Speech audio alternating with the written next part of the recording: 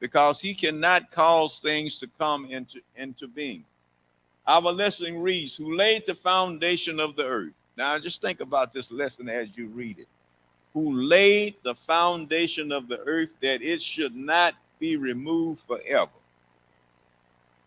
Thou coverest it with the deep as with a garment. The water stood above the mountain. At thy rebuke they fled.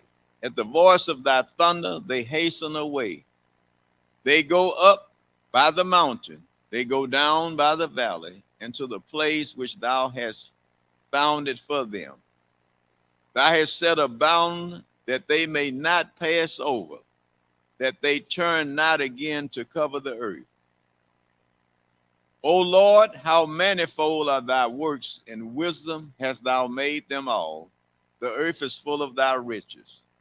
So is this great and wide sea, wherein are things creeping innumerable, both small and great beasts.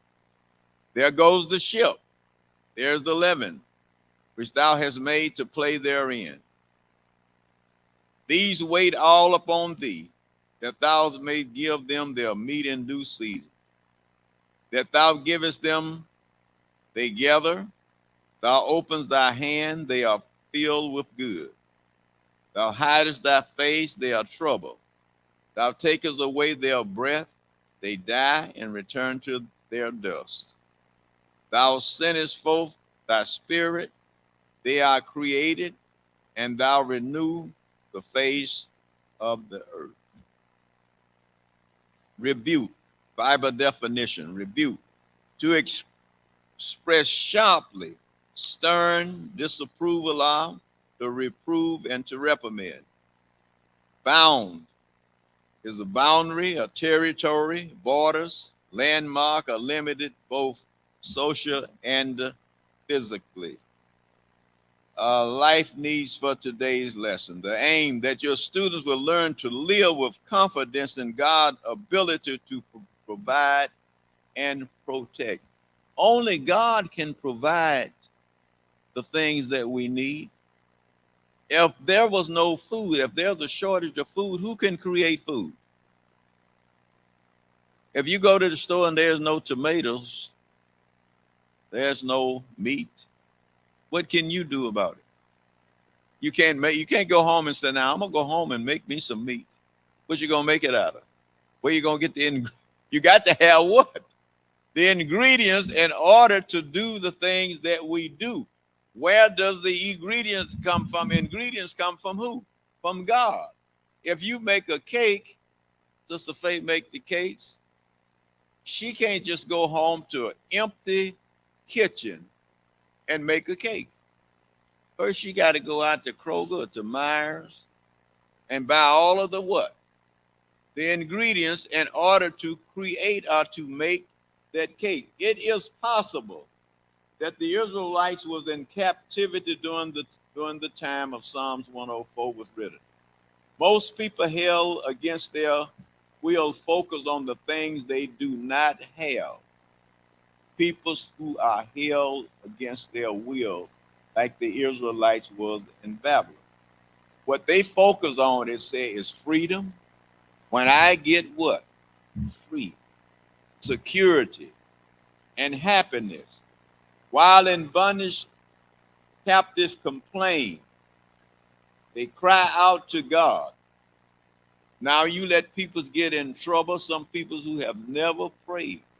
And there is a saying that there is no atheist in a, oh Lord, what's the thing? In army in a hole. Yeah, how it goes, there's no atheist in foxhole. That's it. There's no atheist in foxhole. Because when those bombs start flying and people get to shooting and you seeing people getting killed and body parts flying all over, if you got anything in which all man has a part of God in them, because they was what? Created in man, and they became what? A living soul. And what they're saying, when things get bad enough, people will do what? Lord, help me. Help me, Lord. That's the first somebody. That's the first somebody they call on. And so if you in bondage, you say they cry out to God, shake their fists in anger. However, because some scholars attribute this Psalms to David, the purpose would be different. Because David lived long before the Israelites went into captivity. If David was indeed the author, he did just the opposite of raising his fists in anger when faced with difficult situations. Now, we don't raise our fists in anger against God, do we? We fall where? On our knees. And we cry out to God. God, do what? Help me. I need what? Oh, Lord, now you let us get in trouble. That's when we can really do what? Man, we can pray like we can pray the kingdom down. But as long as things going all right. But now, here, we don't raise our fist to God. He gives an account of things that he knew could not be taken from him. He focused his attention on God's creation, emphasizing that it is God who creates. Think about it. Who sustains, who provides, and preserves. With Psalms 104, David affirmed that God has provided all our needs through his creation. So when God created the heaven, the earth, and he divided the water and the night and from the day and set the moon, the stars, and all of the creation in, he made everything that man what? When he brought man, now he created all these things before he did what? Man was the last thing. He made Adam, and then he saw Adam, he needed a helpmate, then he took Adam and took the rib out and made the woman.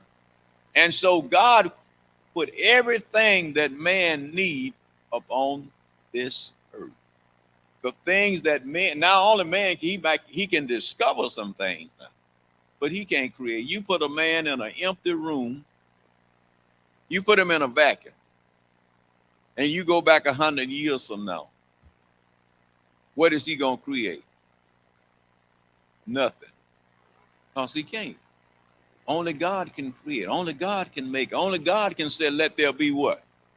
Let there be light.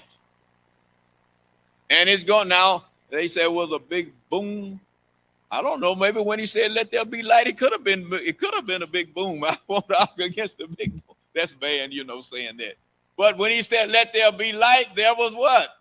Light. When he divided the night from the day, he done of all of these things. And so now he gave an account of these things he knew could not be taken from him. He focused his attention on God's creation, emphasizing that it is God who creates, sustain, provide, and preserve. With Psalms 104, David affirmed that God has provided all our needs through his creation. So everything that, now they said they just, discover new medicines and all of this. They got to go and get something that's already what? Already made to put it together. Yes, God has given man wisdom and understanding and all this, but man sure can't make nothing from nothing. He can only use what God, and he goes and find these things, and God give him wisdom to put a little of this here and a little of that there, and it can be a benefit unto man. That your students will learn that it is God who creates, sustains, provides, and preserves. God orders. It is said that God is a God of order. And the first portion of our lesson text proves it. To order means to attend to a range of items, to put items together in a proper perspective and arrangement. The way is when items are arranged is an indication of their size, importance, with each other to be dealt with. David boasted that God is so creative that he hung the earth on his own axle. God hung earth up, and he put the earth up here and ordained it to rotate, and what's this doing? And it been doing it what? Ever since. Now there are a couple of times in the Bible where the earth stood still and went back 10 degrees or something, but that was out of the ordinary. But now, have you ever got up in the morning on a Monday morning and it was Wednesday? The earth had got all out of sort. and didn't know what day it was itself. No, When God ordained the earth to rotate or whatever it does, it's been doing that ever since. It don't get mixed up.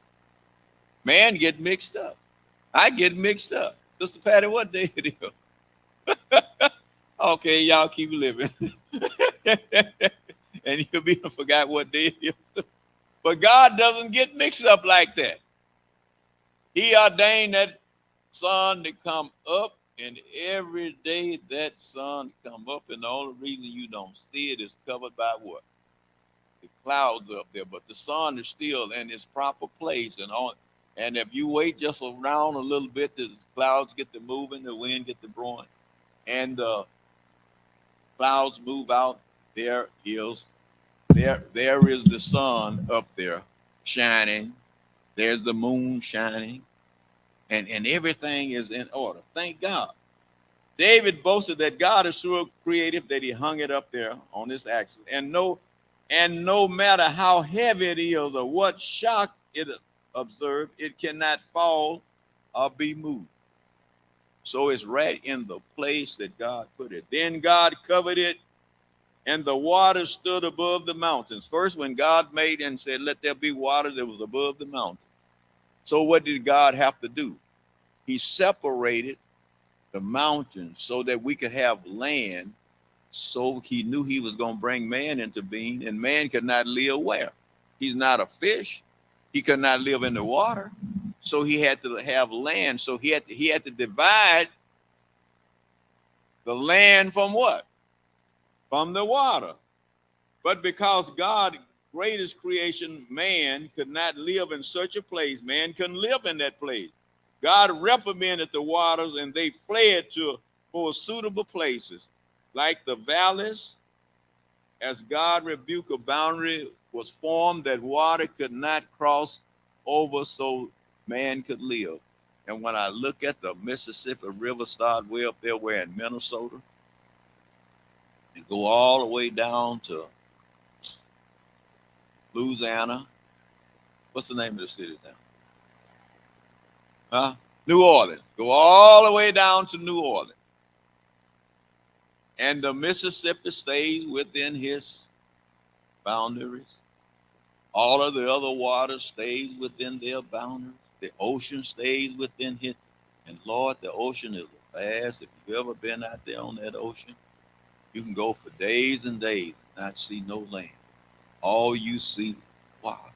But the water stays in its proper place that God gave us a boundary to stay in.